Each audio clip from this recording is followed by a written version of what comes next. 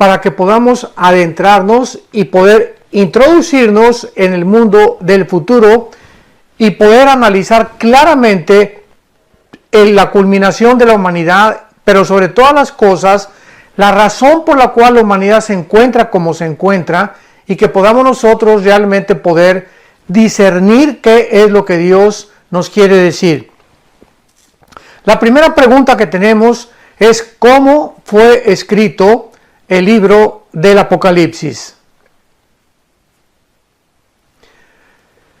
Bueno, el libro del Apocalipsis fue escrito hace aproximadamente 2000 años por el apóstol Juan. Juan fue el último de los apóstoles, posiblemente murió como a los 90 años de edad, cuando él se encontraba exiliado en la isla de Patmos, que está enfrente del mar Egeo, o sea, junto a Grecia, del lado occidental de Grecia.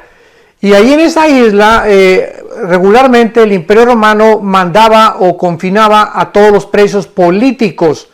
Y aunque él no fue considerado un preso político, sino un preso que lo consideraban como una amenaza para el Imperio Romano, ahí lo exiliaron y ahí murió el apóstol Juan. Fue el último de los apóstoles de Jesucristo. Y también recordamos que el apóstol Juan en los cuadros de la Última Cena se le representa recargado en el pecho de Jesucristo, y por eso se le llama a Juan el apóstol del amor o el apóstol amado. Y esta es la razón por la cual su primera carta que él escribe, la primera carta de Juan, es una carta dedicada, sobre todo el capítulo 4, al amor. Entonces el apóstol Juan está ahí en la isla de Patmos, 85, 90 años de edad, cuando de repente él escribe en el capítulo 1, versículo 12 en adelante, que se le apareció un personaje demasiado brillante, con un esplendor maravilloso, y entonces dice que él estaba en el Espíritu en el día del Señor, versículo 10, capítulo 1 del Apocalipsis, y detrás de él oyó una voz como de una gran trompeta, que le decía: yo soy el Alfa y la Omega, el primero y el último. Escribe en un libro las cosas que has visto, las que están y las que han de ser, a las 7 iglesias que están en el Asia: a Éfeso, Esmirna, Pérgamo, Tiatira, Sardis, Filadelfia y Laodicea. Estas 7 iglesias que pues ya en el capítulo 2 y 3 comienza Jesucristo a algunas exhortarlas, a otras a culminarlas, a otras a darles consejos de porque se habían apartado del camino del Señor. Cristo es el personaje que se le aparece a Juan. Y dice el versículo 12 que cuando Juan se voltea para ver a esa persona que le estaba hablando y que le estaba diciendo que escribiera las cosas que a continuación le iba él a comenzar a relatar, dice la Biblia que vio 7 candeleros de oro. El candelero en la Biblia, en el Antiguo Testamento, representaba la luz, representaba la gloria de Dios, y se encontraba dentro del tabernáculo en lo que se llama el lugar santo. Pero en el Nuevo Testamento, el tabernáculo vemos nosotros que tiene 7 ramas. Y vemos nosotros que la rama de en medio es la rama que representa a Jesucristo. Porque más adelante dice que Juan vio en medio de los candeleros a Jesucristo. Y los candeleros representan la iglesia de Jesucristo. Entonces Jesucristo está en medio, y 3 ramas a la izquierda y 3 ramas a la derecha nos hablan, el número 6, 3 y 3, nos hablan del número del hombre. Entonces, Cristo en medio del hombre nos da perfectamente lo que es estamos completos, estamos perfectos en Cristo. A su semejanza podemos nosotros realmente comenzar a reubicarnos, resucitamos espiritualmente con Cristo cuando Él entra a nuestra vida. Y este es el símbolo del candelero. Simplemente que Jesucristo es el que entra a nuestra vida para dirigir nuestra vida, y lo mismo Él es el jefe de la iglesia, la cabeza de la iglesia y el que dirige a la iglesia hasta el final del tiempo.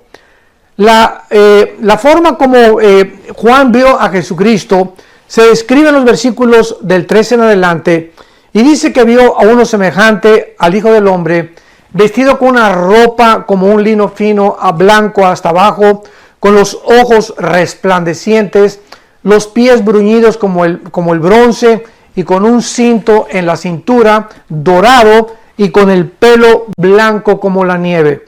Y esta imagen de Jesucristo hizo que el apóstol Juan cayera al suelo. Imaginémonos nada más la gloria y el poder que desplegaba la persona de Jesucristo.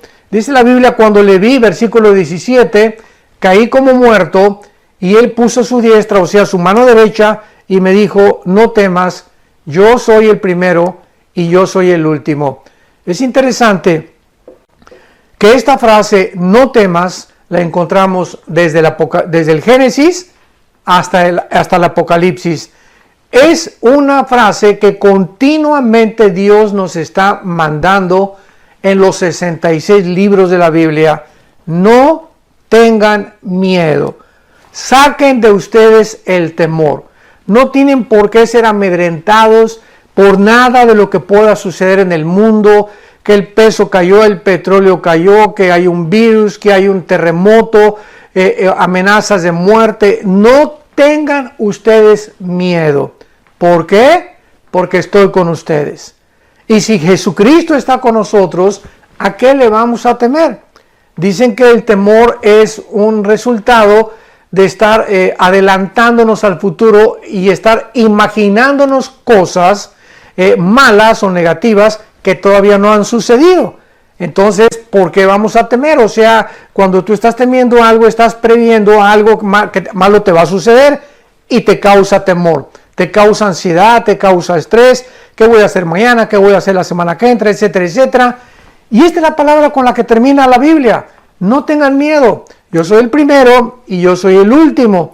Si dice Jesucristo que Él es el primero, o sea, Él inició el cosmos, Él inició la creación, porque Jesucristo fueron creadas todas las cosas. Todo lo que está en el cielo, lo que está en la tierra y debajo de la tierra, fue creado por Él y por medio de Él. Y Él es antes de todas las cosas y todas las cosas en Él subsisten. Entonces, Él es el primero que inició la creación. Él es el primero que inició nuestra vida. Cuando tú y yo estábamos en el vientre de nuestra madre, Él nos conocía desde que estábamos en el esperma de papá, en el óvulo de mamá, cuando se formó el cigote y se juntaron las 23 cromosomas de papá y las 23 cromosomas de mamá y vino la fertilización. Jesucristo ahí estaba con nosotros, porque dice Juan en el Evangelio de Juan capítulo 1, en el principio fue el verbo y el verbo era con Dios y el verbo era Dios. Todas las cosas por Él fueron hechas y nada de lo que ha sido hecho fue hecho sin Él. Entonces, si Jesucristo, esto es para entender por qué dijo a Juan, yo soy el alfa y el omega. Si Él es el primero y Él es el último, ¿dónde nos encontramos nosotros? Nos encontramos en medio. O sea, todavía no viene la culminación de la humanidad. Él es el primero, nos encontramos más o menos bien cerquita ya casi del final.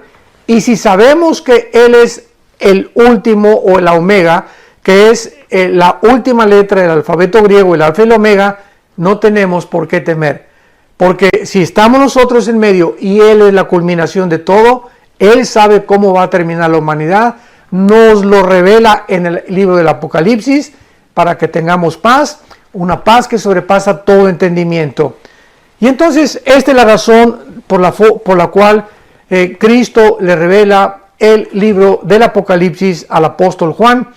Y finalmente, para contestar la primera pregunta, ¿cómo fue escrito el libro del Apocalipsis?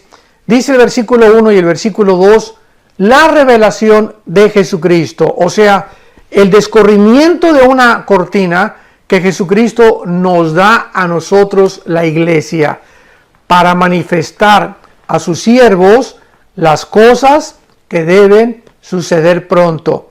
Dios está interesado en que nosotros conozcamos el futuro. no por una simple curiosidad, porque Dios no quiere simplemente satisfacer el conocimiento, porque por naturaleza nos encantaría saber qué va a pasar mañana o qué va a pasar el mes que entra. No, Dios quiere que nosotros conozcamos el futuro con una sola razón, que nos preparemos. El fin de todas las cosas se acerca. 1 Pedro 4:7, velad y orad. Entonces, esta es la razón por la cual Dios quiere que nosotros estemos preparados. Vamos a llegar a un final de la civilización, a un final de la humanidad. Tu vida y mi vida va a llegar algún día al final y tú tienes que estar preparado, y yo también, para encontrarnos con nuestro Dios. Agradecemos profundamente la luz que nos arrojó a través de la Escritura con respecto a este cuestionamiento, a esta inquietud, a esta pregunta sobre cómo fue escrito el libro de Apocalipsis. La siguiente inquietud de nuestra audiencia es: ¿quién es el que juzgará al mundo? Muy bien, en el capítulo 5 del Evangelio de Juan, Cristo ya había mencionado con mucha anticipación que el Padre le había entregado el juicio del mundo entero algún día, como lo vamos a ver, porque simplemente Él fue el que pagó en la cruz por tus pecados y por mis pecados. Y dice el capítulo 5 de Juan, versículo 25, es Cristo el que está hablando: de cierto les digo, viene la hora y ahora es, cuando los muertos oirán la voz del Hijo de Dios. Y dice la Biblia que aquellos que la oigan van a vivir, porque como el Padre tiene vida en sí mismo, le ha dado al Hijo el tener vida en sí mismo, y también le dio autoridad de hacer juicio por cuanto es el Hijo del Hombre. El Padre le da al Hijo la autoridad de hacer juicio. O sea, el día que toda la humanidad sea juzgada, va a ser Cristo el juez. Más adelante, en el libro de los Hechos, capítulo 17, el apóstol Pablo se enfrenta a todos los atenienses y a todos los filósofos de aquel tiempo en la colina del Areópago, y después de dar un curso brillantísimo acerca de quién es Dios, culmina diciendo en el versículo 30 y 31, pero Dios, habiendo pasado aún los tiempos de esta ignorancia, ahora manda a todos los hombres en todo lugar que se arrepientan, por cuanto ha establecido un día en el cual juzgará al mundo con justicia, por aquel varón a quien designó, dando fe a todos con haberle levantado de los muertos.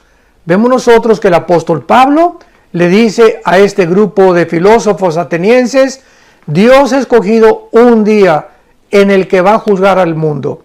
Y como viene un juicio próximo, Dios te manda que te arrepientas de tus pecados. Que te arrepientas de tus pecados, porque si tú llegas a la muerte y te enfrentas con el juicio de Dios sin haber recibido a Cristo como tu Señor y como tu Salvador, vas a ser condenado eternamente. Así que Él es el juez y tiene el derecho de ser el juez, como lo vamos a ver más adelante en el capítulo 5, simplemente porque Él fue el que murió y pagó por nuestra salvación. Y en la segunda carta a Timoteo, capítulo 4, versículo 1, el apóstol Pablo vuelve a confirmar que Jesucristo será el juez. Dice 2 Timoteo 4:1, te encarezco, escribiéndole a Timoteo, delante de Dios y del Señor Jesucristo, que juzgará a los vivos y a los muertos en su manifestación y en su reino. Entonces, no hay ningún lugar a dudas que Jesucristo será el juez. Primero murió en una cruz, dio su vida por nosotros, y ahora que fue resucitado y sentado a la diestra del Padre en las alturas, bajará al mundo, pero ya no bajará como el Cordero que quita el pecado del mundo. Cuando Cristo regrese por segunda vez, ya en ese momento va a terminar la oportunidad que se le dio a los seres humanos de poder arrepentirse. En este juicio tremendo nos habla el Apocalipsis y nos saltamos hasta el capítulo 20 del Apocalipsis, capítulo 11 en adelante, para que veamos nosotros este juicio de Dios, de qué forma se va a llevar a cabo. Y dice así, Apocalipsis 20, del 11 al 15. Aquí quiero aclarar algo muy importante. Nosotros los cristianos, si tú eres cristiano, ya fuimos juzgados en la cruz. Cuando Cristo murió por nuestros pecados, todos tus pecados y todos mis pecados fueron puestos sobre su cuerpo. El que no conoció pecado, dice 2 Corintios 5, por nosotros se hizo pecado. Cristo lleva mis pecados y tus pecados en su cuerpo de carne, para que nosotros podamos ser eximidos del juicio de Dios. Dice Juan 5:24, de cierto les digo, el que oye mi palabra y crea al que me envió, no vendrá a condenación, porque ha pasado de la muerte a la vida. Entonces es maravilloso saber que de tal manera amó Dios al mundo que nos ha dado a su Hijo unigénito, para que cualquiera que en él crea no se pierda, mas tenga la vida eterna. Entonces nosotros los cristianos, cuando muramos, ya no vamos a estar en el juicio que voy a leer a continuación, porque este es el juicio del gran trono blanco, donde van a estar solamente todas aquellas personas que verdaderamente tuvieron la oportunidad de aceptar a Jesucristo y voluntariamente lo rechazaron. En otras palabras, es el juicio de los incrédulos.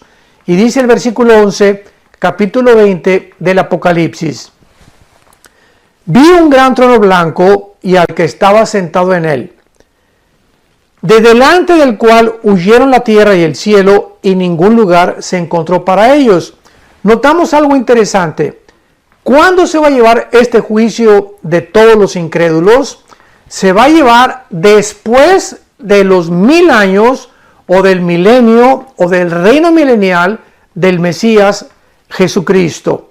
O sea, ahorita nos encontramos antes de la tribulación, viene el arrebatamiento de la iglesia, después 7 años de la tribulación, después descendemos con Jesucristo, ya que tuvimos el juicio, pero no de la salvación, sino de nuestras obras buenas o malas que serán recompensadas.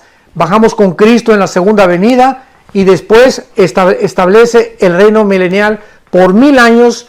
Y cuando acabe el reino milenial, esto es importante para la cronología bíblica, ahí entonces vendrá el juicio del gran trono blanco, cuando resucitarán desde Adán hasta después del milenio todos los seres humanos, repito, desde Adán hasta que termine el milenio, que se encuentran actualmente en el infierno, van a resucitar para presentarse en este juicio. Y vean ustedes, y no sé si lo observaron, que dice en el versículo que cuando este juicio se lleve a cabo, versículo 11, delante del cual huyeron la tierra y el cielo. O sea, ¿cómo sabemos que es después del milenio?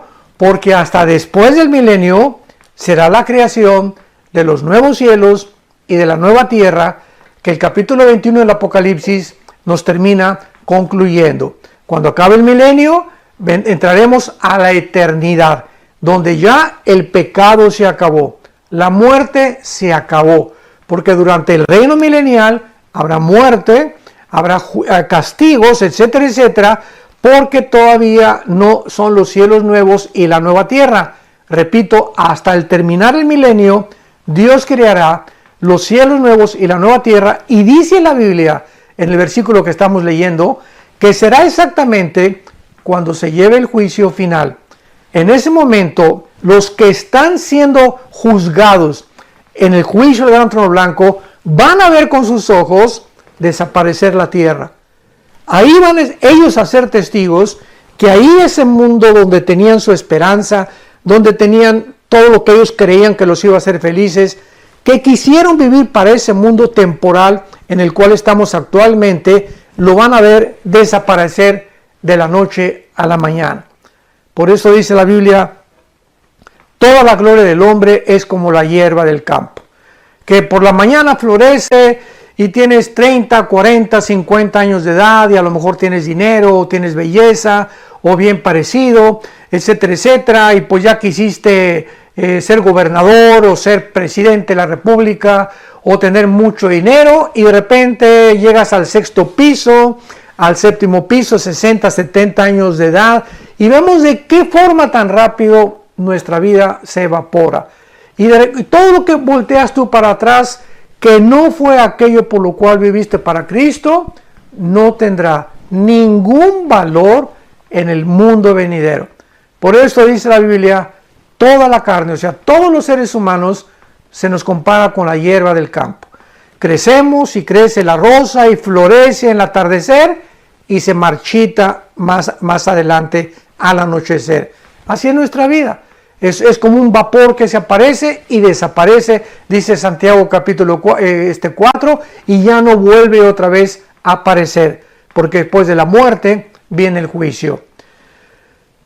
Continuamos leyendo en Apocalipsis 20 y el versículo 12 dice: y vi a los muertos, grandes y pequeños, de pie ante Dios. Y los libros fueron abiertos. Y otro libro fue abierto, el cual es el libro de la vida. Y fueron juzgados los muertos por las cosas que estaban escritas en los libros según sus obras. Vamos a volver a leerlo. Vi a los muertos, dice el apóstol Juan, grandes y pequeños. O sea, en este juicio van a estar tanto los más grandes magistrados, los reyes, aquellos que eran de sangre azul, como los indígenas, los que fueron potentados y los que fueron ricos y los que fueron conquistadores, como aquellos también que fueron sirvientes o que fueron esclavos. Eso es lo que significa grandes y pequeños. O sea, en este juicio no hay distinción social, no hay distinción religiosa, no hay distinción de color de piel. Ahí estarán todas aquellas personas simplemente que rechazaron a Jesucristo. Y dice a continuación, y a estos muertos, grandes y pequeños, estaban de pie. Qué cosa más interesante. ¿Por qué? ¿Por qué de pie? ¿Por qué ya no se hincaron? Imaginémonos, están ante el juicio, el gran trono blanco, ahí está Jesucristo, ahí está el Padre. Y era para que en ese momento cayeran de rodillas, ¿verdad? Nos podríamos imaginar, oh Señor, perdóname, tú tenías la razón. Damas y caballeros que nos escuchan, santos de Dios, en este juicio ya se acabaron las oportunidades. Por eso dice la Biblia, estaban de pie ante Dios. Ya no hay que te hinques, que pidas perdón, ya no hay gracia, ya no hay misericordia, se acabó todo eso. En el día del juicio final, las personas que se encuentren delante del trono de Dios no tendrán la oportunidad de hincarse. Y por eso dice la Biblia que Juan los vio de pie, porque ya no había oportunidad jamás en la eternidad de pedirle perdón a Dios. El perdón nos corresponde a la vida que tenemos ahorita y por eso dice la Biblia, cuando oigas su voz, no te endurezcas. Hoy es el día aceptable, hoy es el día de la salvación. Y a continuación dice la Biblia que en este juicio se abrieron los libros, porque Dios tiene varios libros, tiene el libro de la vida, el libro del Cordero, etcétera, etcétera. Cada persona que nace es inscrita en ese libro, que es otro libro. Las personas que se convirtieron son escritas en el libro de la vida del Cordero. Nuestro nombre jamás será borrado. Dice en Apocalipsis capítulo 3, y los vencedores no serán borrados del libro de la vida. ¿Por qué? Porque precisamente dice en primera de Juan capítulo 5, versículo 14 y 15, que los vencedores son aquellos que hemos nacido de nuevo. Entonces, por cuanto somos vencedores, porque somos más que vencedores, capítulo 8 de Romanos, nuestro nombre no puede ser borrado, porque lo que fue escrito con la sangre de Jesucristo. No con nuestra sangre, fue escrito nuestro nombre con la sangre del Hijo de Dios. Entonces, los libros van a ser abiertos y encontramos otra cosa muy interesante. Y fueron juzgados, versículo 12, por las cosas que estaban escritas en los libros, según sus obras. Qué cosa más tremenda y más irónica. La salvación no es por obras. Efesios 2, 8, 9. Porque por gracia somos salvos por medio de la fe, no por obras, para que nadie se gloríe. Pero el juicio final de los condenados será por sus obras. O sea, no quisieron la gracia de Dios, no hay ningún problema, dice Dios. Cuando tú te mueras, te voy a juzgar por tus obras. Y como ninguna de tus obras va a ser aceptada delante de Dios, porque dice el libro de Isaías, que las obras humanas son como el trapo inmundo, que no sirve para nada. No hay nada que podamos ofrecerle a Dios más que el arrepentimiento. Entonces, si tú te mueres sin Jesucristo y te presentas y vas a estar en este juicio, vas a ser juzgado por todas las cosas que hiciste o dejaste de hacer. El juicio final involucrará las obras de los condenados. Y a continuación dice el versículo 13, y el mar entregó los muertos que había en él, y la muerte y el Hades entregaron los muertos que había en ellos, y fueron juzgados, se repite por segunda vez, según sus obras, o cada quien según las obras que hizo. Observamos que el mar entrega a los muertos, o sea, se refiere a todas las personas que han muerto ahogadas. Recordamos el famoso hundimiento del barco Titanic en 1912 del siglo pasado, que fue hundido y pues murieron casi 1.500 personas y muy pocas fueron salvadas. Bueno, todos los que han sido ahogados o muertos por tiburones, etcétera, etcétera, dice la Biblia que van a salir sus cuerpos, van a resucitar sus cuerpos del mar. Y dice la Biblia, y el muerte y el Hades entregaron los muertos que había en ellos, o sea, todos los que se encuentran también en el infierno, los que se encuentran en las tumbas, van a salir para poder presentarse delante de Dios. Y el versículo 14 y 15 termina diciendo, y la muerte y el Hades fueron lanzados al lago de fuego. Esta es la muerte segunda. Vamos a entender por qué la condenación eterna se llama la segunda muerte. Cuando tú y yo nacimos una vez y vamos a morir una vez, ¿verdad? Pero cuando los muertos condenados nacen, van a nacer y van a morir físicamente, pero van a morir por segunda vez. ¿Por qué? Porque van a morir eternamente. Entonces, tú puedes nacer físicamente una sola vez, pero si tú mueres sin Cristo, vas a morir, que es la segunda muerte, eternamente. Moriste físicamente y vas a morir eternamente. El cristiano va a morir físicamente una sola vez y de ahí tendrá la vida eterna. Ya jamás volveremos a morir o a ser separados de la presencia de Dios. Y termina el versículo 15, y el que no se halló inscrito en el libro de la vida fue lanzado al lago de fuego. El lago de fuego no es el infierno. Ahorita el infierno es un lugar temporal. Podríamos llamar, es como una penitenciaría estatal.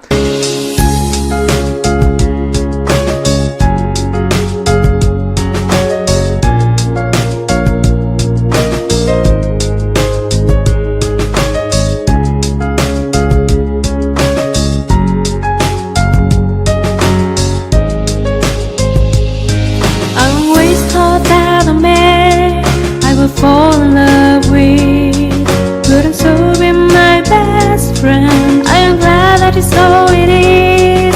I am glad that it's so it is. You are my dearest friend, with whom I have never keep any secrets. You know me the way I am, and I know the real you, and that's what makes our bond of love so special.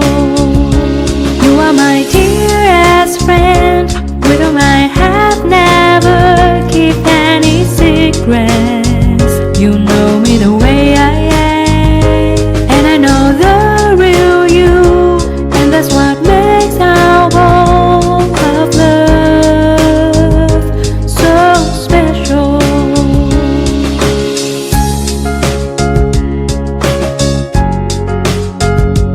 Para que después de que el juez dicte sentencia, sean sacados y condenados a una prisión ya donde van a permanecer ya 50, 60, 70 años, y este es el lago de fuego del infierno. Están ahorita temporalmente esperando el juicio del gran trono blanco, van a ser sacados de ahí y van a ser, después de que Dios les demuestre. Vamos a ser nosotros el jurado, ¿sabían eso? Santos de Dios. Dice el 1 Corintios capítulo 6, que no saben que los santos han de juzgar a los ángeles. Nosotros, la iglesia, vamos a formar parte del gran jurado de Dios. Esto es asombroso. Y cuando nosotros formamos parte del jurado, con los ángeles alrededor, tal vez como público, Dios va a demostrarte a ti por qué serás lanzado al lago de fuego. Tú podrías preguntarme, bueno, ¿que no es un Dios de amor?